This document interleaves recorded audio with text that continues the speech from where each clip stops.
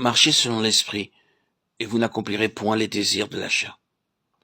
Ceux qui appartiennent à Christ ont crucifié la chair avec ses passions et ses convoitises. Si nous vivons par l'esprit, marchons aussi par l'esprit. Galates 5, 16, 24, 25. Si nous vivons par l'esprit, marchons par l'esprit. Ces mots nous appellent à comprendre la différence qui existe entre une vie chrétienne languissante et une vie chrétienne en pleine prospérité. Le chrétien languissant se contente de vivre par l'esprit. Il est bien aise de savoir qu'il est né de nouveau, mais il ne marche pas par l'esprit. Le chrétien vivant, au contraire, n'a point de repos, qu'il ne sache toute sa conduite sous le contrôle de l'esprit.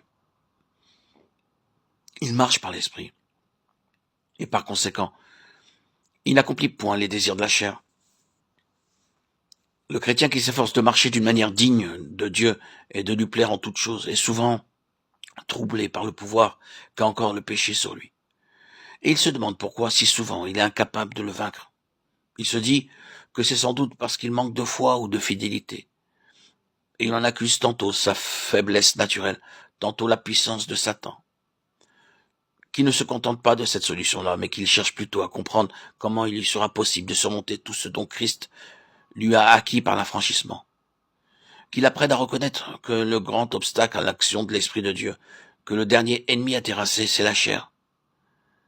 C'est quand on sait ce qu'est la chair, quand on sait comment elle agit, et comment il faut la traiter, qu'on peut la vaincre. C'est pour l'avoir ignoré que les Galates se fourvoyèrent d'une manière si fâcheuse, continuant par la chair ce qui avait été commencé par l'Esprit. Galates 3.3. Par là, ils devinrent la proie de ceux qui veulent se rendre agréables selon la chair, afin de se glorifier dans la chair. Galates 6, 12, 13. Ils ne savaient pas à quel point la chair est déchue et incorrigible. Ils ne savaient pas qu'il y a tout autant de péché à se glorifier dans la chair qu'à satisfaire les convoitises de la chair. Car elle se donne alors l'apparence de servir Dieu, se chargeant de finir par la chair, ce qui avait été commencé par l'esprit. Galates 3.3.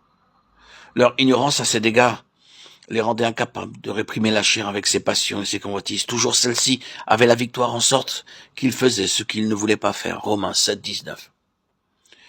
Ils ne savaient pas qu'aussi longtemps que la chair, que l'effort et la volonté propre cherchent à s'immiscer dans le service de Dieu, on reste par là même au service du péché.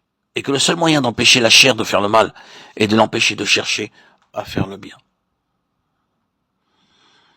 C'est pour nous faire connaître ce qu'est la chair, soit à l'égard du service de Dieu, soit à l'égard du péché, que l'épître aux Galates a été écrite.